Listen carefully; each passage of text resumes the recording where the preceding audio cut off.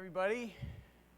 Thanks for coming out on a beautiful morning. I feel like you're getting ripped off because I've got this beautiful view of the Hudson and stuff, and you get this.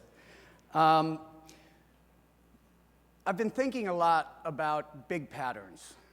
We get asked so many specific questions, and the truth is when we answer specific questions, similar questions require a whole new answer. But pattern recognition has become something that I've gotten passionate about. There are certain things that you start to recognize, and if you can identify a pattern and a framework that goes with that, you can actually answer a lot of questions. So one of these patterns that I've come to believe in is this idea of creative destruction.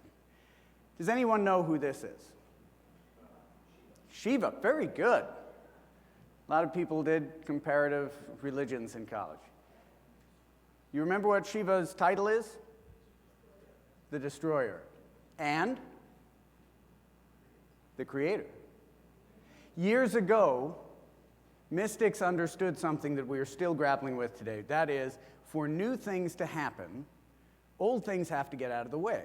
It's embodied as well in this idea of yin-yang, this continuous cycle of becoming.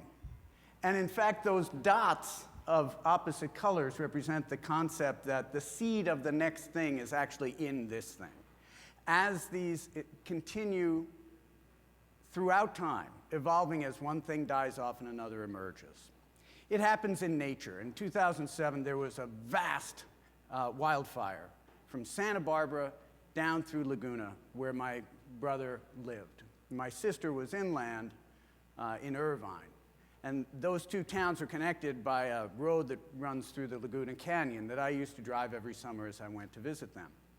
So this fire came, devastated the area. In fact, my brother's neighborhood, it was one of those bizarre things that happens with fires where one house is absolutely perfect and the one next to it was razed to the ground. So the following summer, I drove through Laguna Canyon, something I'd been doing since I was a boy, and it looked like a moonscape.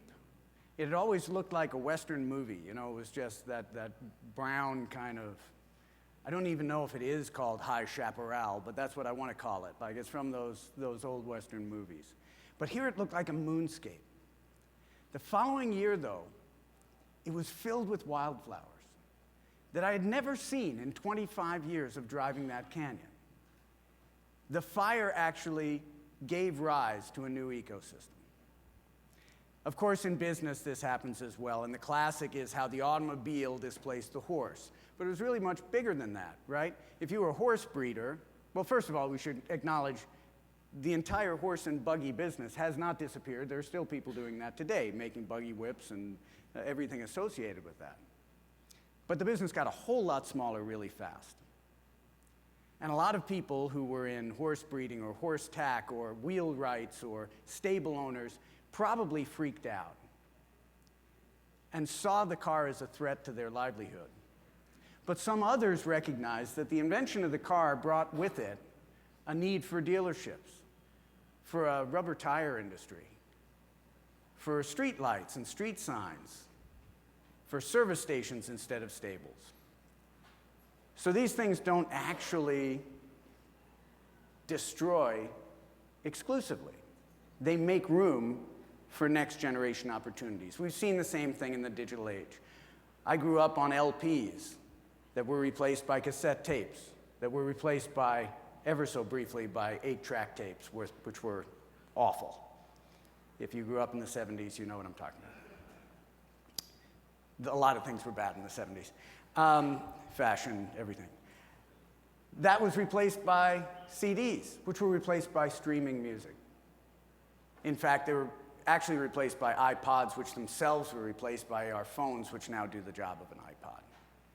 And so this evolution continues. And the problem is that we perceive change in a linear fashion, when in point of fact it progresses at an exponential pace. And we all know the difference, theoretically. Linear is 1, 2, 3, 4. Exponential is 1, 2, 4, 16. And that makes us go, until you think about the fact that the 40th step of a linear progression is 40, and the 40th step of an exponential progression is 1 trillion. And that tends to make people go, oh, which it should.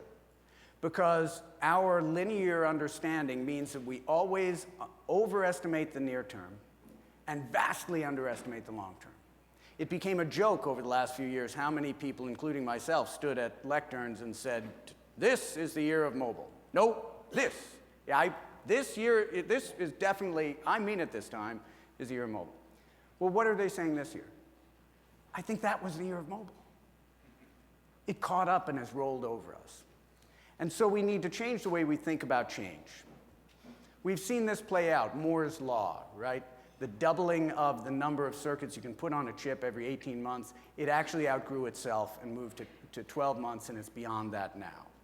Or the correlate to that, Kreider's corollary, is that the cost of storage will halve annually. And things like Google buying YouTube years ago was a bet on that idea that storage would eventually essentially get to free. Others have ridden that wave. Netflix started by distributing DVDs. But as the cost of bandwidth has declined so rapidly, they started streaming to televisions and now to all sorts of devices. And what has happened to their business is that we have seen their traditional subscription of discs declining while their streaming subscribers explode. Now, they still make a lot of money on discs, but clearly the growth engine is their streaming business. This happens in other industries. Airbnb. If you look at the interest as expressed in searches over time, you see a slight decline for the old model Marriott, basically flat.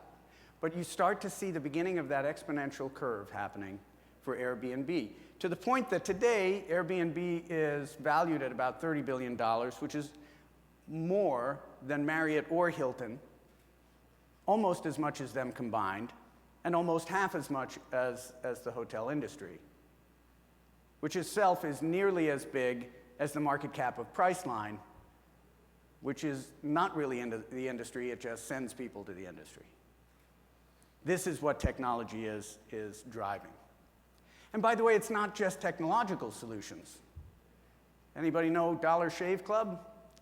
They recognized a friction in people's lives, they leaned into it, made it easier to deal with something people don't particularly make time to deal with, and it led to an old school operator, Unilever, purchasing the company for $1 billion earlier this year.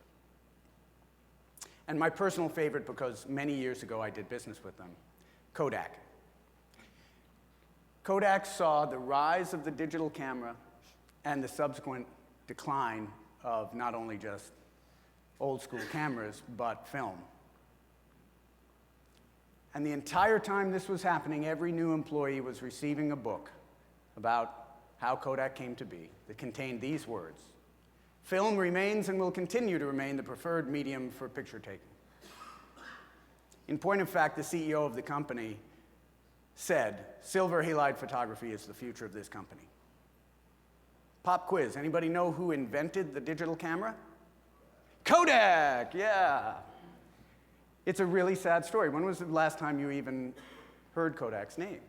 When I was dealing with them, I asked them why it was so hard to do business with them, and a marketer there said, well, we are the 7th most recognized brand in the world. We have a 100-year history. There's little we can do to improve our position, but a lot we can do to hurt it. So we step very carefully. And at 24 years old, when I was working with these guys, I recognized that as the opening salvo of their death spiral. Because the moment you believe you've got more to lose than to gain, you're dying. And so your response to change can be that of the Luddites at the end of the 19th century, which was, machines are taking our jobs, kill the machines. And people actually stormed factories and attacked them with sticks. It wasn't terribly effectual. You can do that or you can adapt, because people misinterpret what Darwin had to say. It isn't the strongest, it is the fittest. The fittest being those who adapt to their environment as it changes. I'm not going to show this video because we have limited time, but it's about how to attack these opportunities. We call it Moonshots at my company and 10x thinking. It is encapsulated in the speech that JFK gave, where he talked about the ambition of going to the moon. And bear in mind, we didn't get to the moon until 1969, and he had been dead for years. But he set a vision in people's minds to do this crazy ambitious thing, and we did. And I like how he put it, we choose to do this not because it is easy, it is because it is hard. But it appeals to the things our own capabilities will allow us to do. The way we look at it at Google is the confluence of a huge problem, a radical solution to that problem that is powered by breakthrough technology.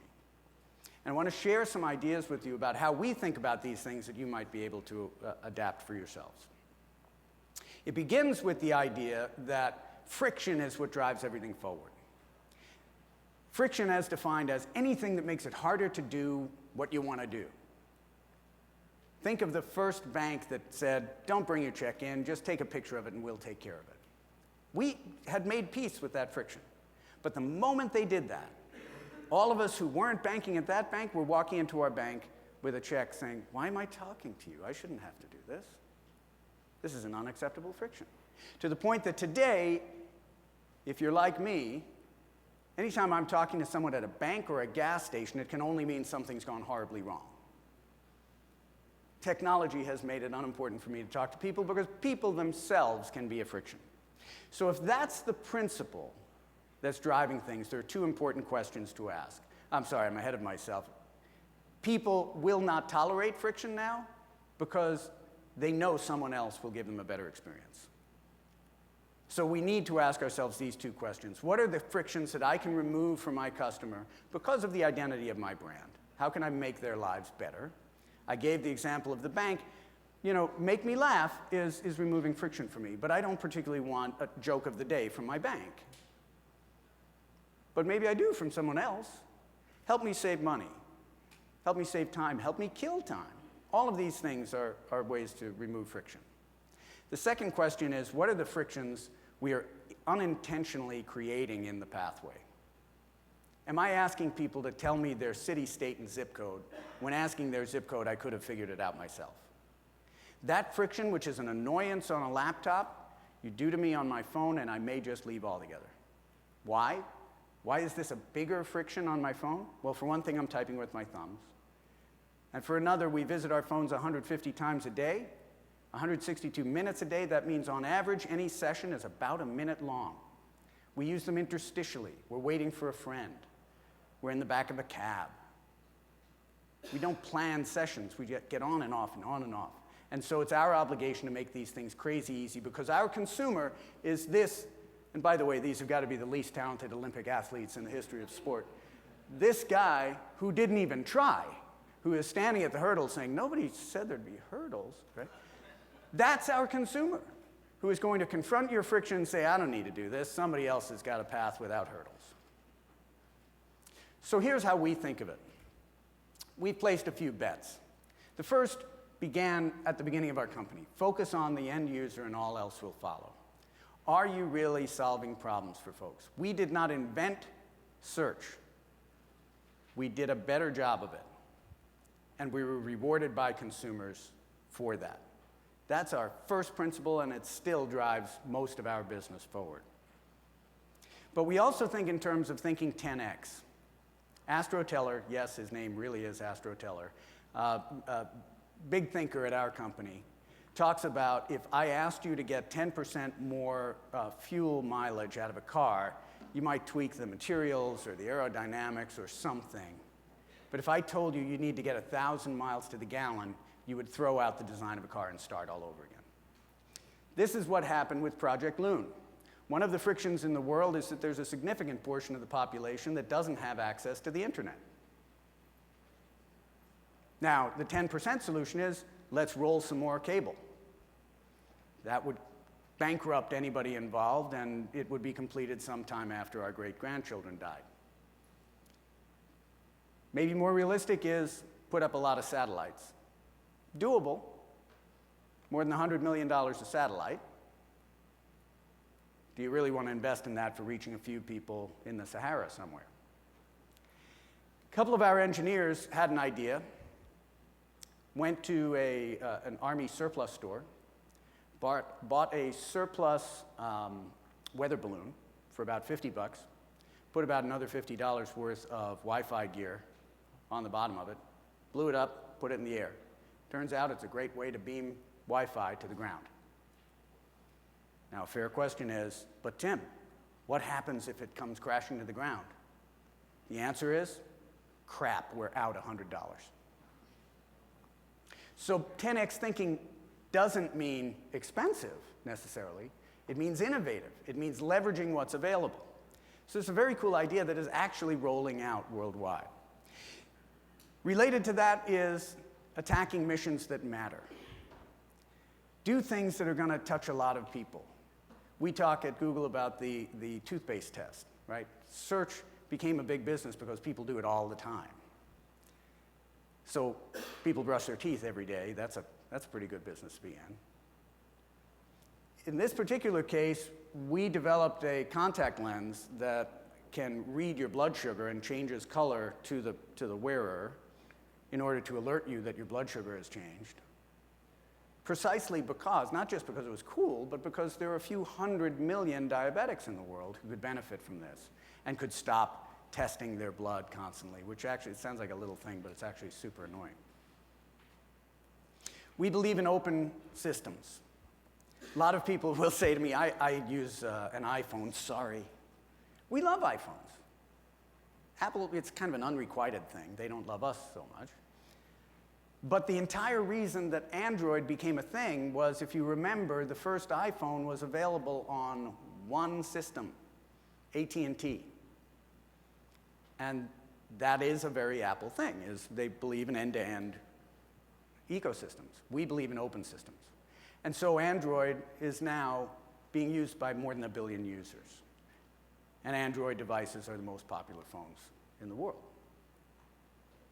So open is better than closed, at least in our opinion. We believe that innovation comes from everywhere. 2 guys on our team, when Oculus Rift came out, they had nothing, their job had nothing to do with it, VR. But they bought Oculus Rift for more than $1,000, took it apart, identified the component parts, and realized that many of the parts were the same things that are in our phones.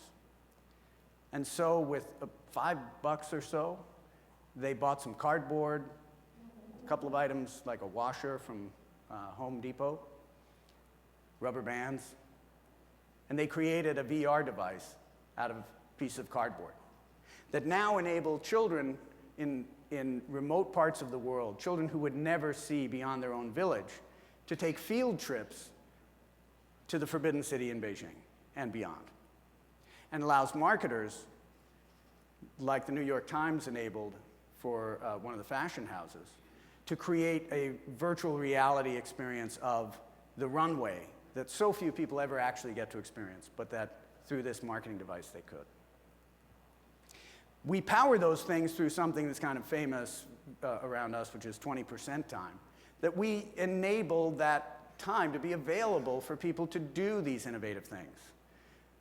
Some 20% time is really dopey. If you click the Languages tab on our homepage, you can search in any number of languages, including Klingon and Pig Latin. That might not have been the best 20% time project. But Gmail, which itself has more than 1 billion users now, came out of 20% time. We believe in betting on technical insights. The entire autonomous car concept grew from this idea that we could power everything that needs to happen in a car through technology because of where it is now and where it's going. And when this begins to dominate the roadways, I don't mean Google's, I mean autonomous cars in general, because a great many companies are doing this, it will revolutionize a ton of businesses. We believe in launch and iterate. I have a pair of Google Glass. Anybody have Google Glass? Exactly. I have a pair of Google Glass. They're in a drawer at home. I thought I would love them. I never could figure out what I'd do with them. And my wife, who is a dedicated Luddite, who proudly carries her paper calendar and writes things down in a notebook.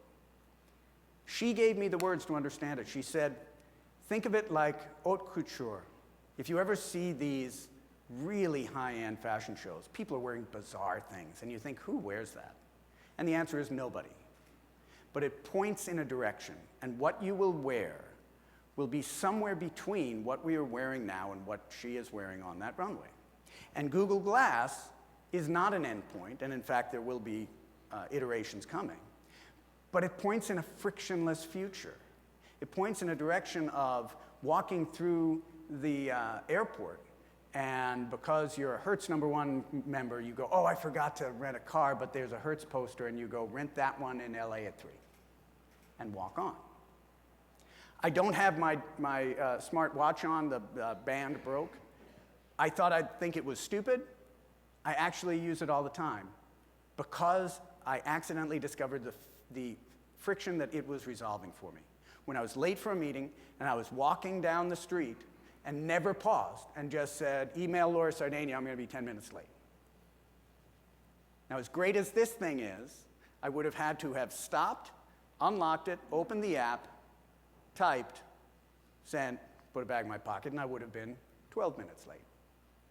Not a big deal. But it was enough for me to say, hey, this is pretty cool.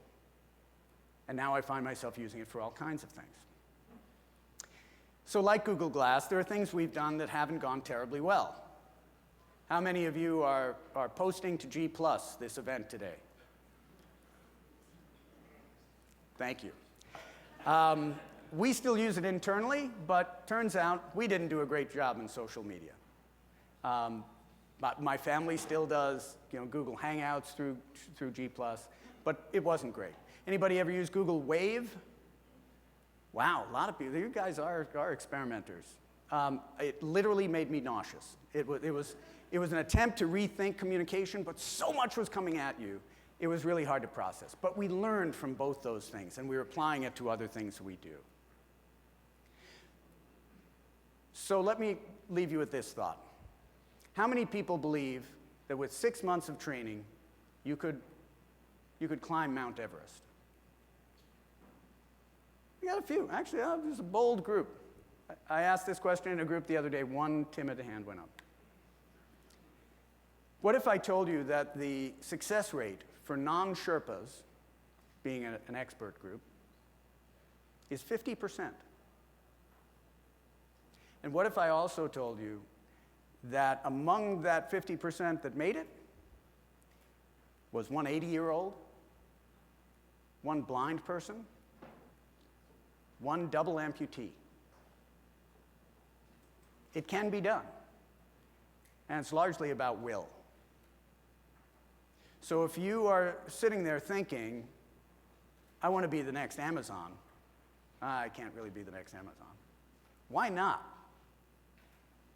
Think 10x. And I'd invite you to spend the rest of the day gathering information that would help you do this. And ask yourself and your team, what's your moonshot? Thanks for spending your morning. Have a great day.